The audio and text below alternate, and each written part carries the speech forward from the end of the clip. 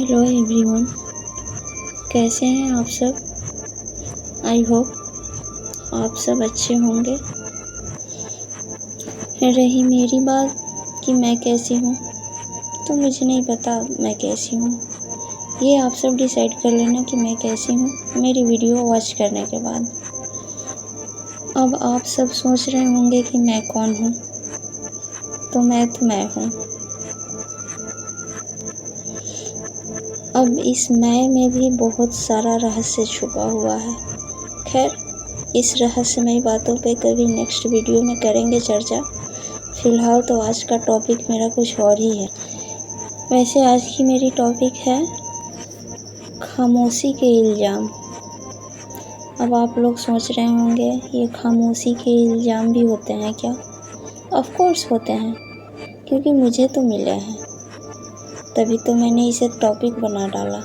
सोचा आप सबसे अपनी इंटेंशन शेयर करूं, आप सबसे पूछूं, क्या आपको भी पता है क्या खामोशी के इल्ज़ाम भी होते हैं? मुझे तो मिले हैं, तो आप सब ज़रूर बताना हमें कि ये खामोशी के इल्ज़ाम कैसे होते हैं, क्यों होते हैं। चलिए इसी पे आज करते हैं चर्चा आप सबसे। मैं ना कुछ दिनों से बहुत परेशान हूँ इस इल्ज़ाम की वजह से। एक्चुअली क्या है ना कि मैं कभी कभी ये सोच के परेशान हो जाती हूँ कि यार मैं खामोश रहूँ तो भी प्रॉब्लम, अगर खामोशी भंग करूँ तो भी प्रॉब्लम। आखिर ऐसा क्यों? चुप रहो तो इल्ज़ाम लग जाते हैं, और अगर कुछ कह दो तो बात बढ़ जाती है। गजब, अजीब सी हालत है यार मेरे इस दिल की। करूँ तो क्या करूँ, जहाँ सच भी शोर मचाता है और झूठ खामोश रह जाता है। लेकिन इधर तो उल्टा ही है, इधर ना झूठ शोर मचाता है और सच खामोश रह जाता है। कई बार हम सिर्फ इसलिए कुछ नहीं कहते क्योंकि हम ना रिश्ते बचाना चाहते हैं, किसी को खोना नहीं चाहते, पाना चाहते हैं। लेकिन सामने वाला वही इंसान हमारी खामोशी को गलत समझ लेता है, उसे गलती मान बैठकर ये सोच लेता है ना कि खामोश रहने वाला इंसान में सारी गलती है। बट ऐसा नहीं होता है। हम सोचते हैं कि वक्त के साथ सब ठीक हो जाएगा, सब संभल जाएगा, पर अक्सर होता एकदम उल्टा ही है। सब कुछ ठीक करने जाओ, सब उल्टा पुल्टा हो जाता है। हमारी चुप्पी ही हमारे खिलाफ सबूत बनकर खड़ी हो जाती है।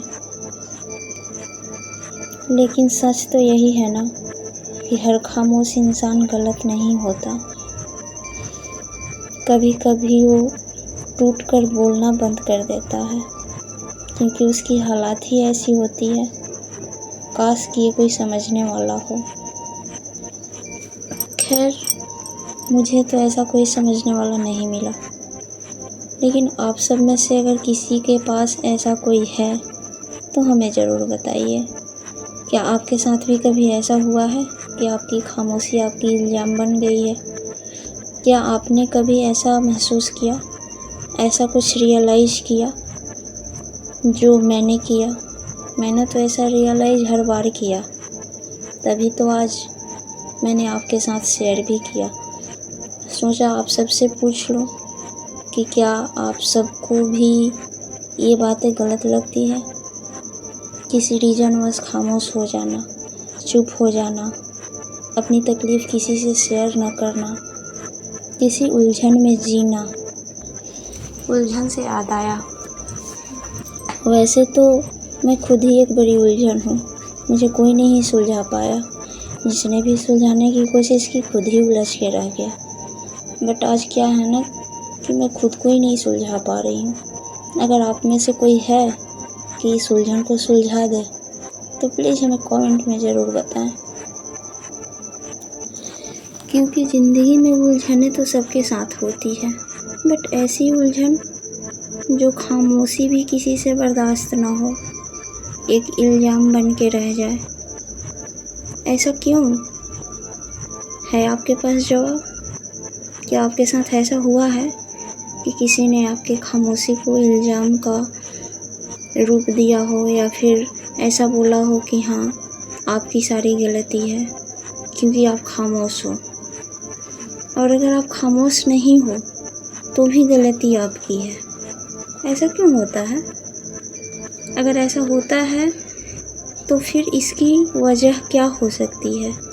क्या हमें ये गलती सुधारनी चाहिए या नहीं? अगर आप में से किसी को भी अगर पता है तो हमें ये चीज़ ज़रूर बताएं कि क्या ये हमारी गलती है। अगर है तो भी बताएं, अगर नहीं है तो भी बताएं। बिकॉज मैं तो समझ नहीं पा रही हूँ कि इसमें मेरी गलती है या नहीं है। लेकिन एक बात तो है, अगर हमारी गलती है नहीं तो फिर बताई कैसे गई? किसी न किसी को तो गलत लगी ना, मुझे मेरा खामोश रहना या फिर मेरी खामोशी भंग करना, दोनों ही शर्तों में गलत होना। ये तो बड़ी अजीब सी उलझन है।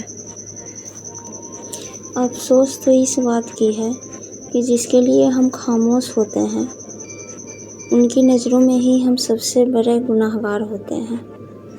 उन्हें ही लगता है कि मुझ में सारी गलती है, लेकिन वो ये कभी नहीं बताते कि हमारी गलती आखिर है क्या। क्या उनके लिए खामोश हो जाना या उनके लिए खामोशी भंग कर देना? काश कि जिनके लिए हम ऐसा करते हैं उन्हें ये समझ आए कि हमें भी तकलीफ़ होती है। आखिर इस तकलीफ़ को और बढ़ावा देना, ये ना जानते हुए भी कि हाँ सामने वाले की तकलीफ़ हमारी तकलीफ़ से भी अलग हो सकती है, ज़्यादा हो सकती है। काश उन्हें अगर थोड़ी सी समझ आ जाए कि इस इल्ज़ाम को देने से पहले एक बार प्यार से ये पूछ ले कि आखिर ये खामोशी क्यों है। तो शायद हमें भी एहसास हो ना कि कोई हमारे लिए भी फ़िक्रमंद है। बट ऐसा होता नहीं है। हम जिसकी फ़िक्र करते हैं उसी के गुनाहगार बन जाते हैं। हमें ऐसा लगता है कि हमें किसी की फ़िक्र उतना ही करनी चाहिए जितना हमारी सेल्फ़ रिस्पेक्ट बनी रहे।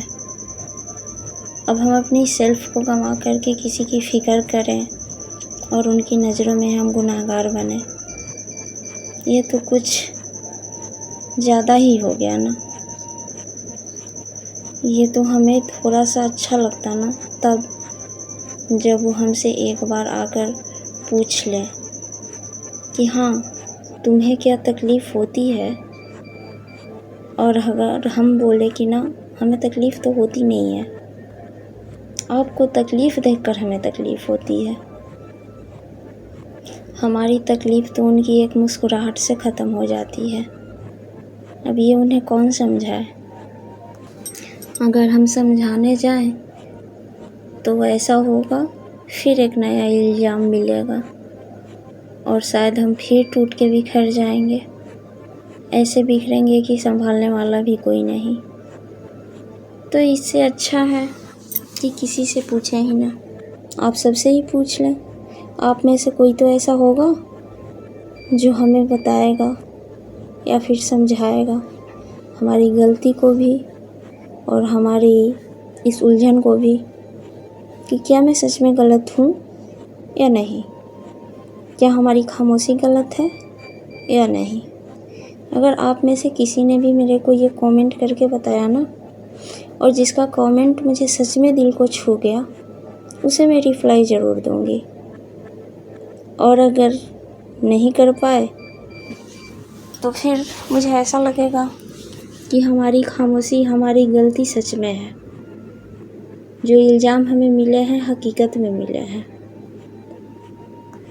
तो आप सब हमें इस जस्तजू से बाहर निकालिए और कोशिश कीजिए कि मैं नेक्स्ट वीडियो आपके लिए ऐसा ही फिर दोबारा लेकर के आऊँ और आप सबके साथ फिर से अपनी एक नई कहानी शेयर करूँ। ये तो थी हमारी एक छोटी सी अपनी इंटेंशन। हमें आपकी भी इंटेंशन तो जाननी है ना, कमेंट के ज़रिए। अगर आप सब में से कोई भी अपना इंटेंशन शेयर करना चाहता है तो हमसे ऑफ कोर्स शेयर कर सकता है। सबको रिप्लाई मिलेगा, अगर हमें सबके इंटेंशन पसंद आए तो। बाकी आपकी मर्ज़ी है।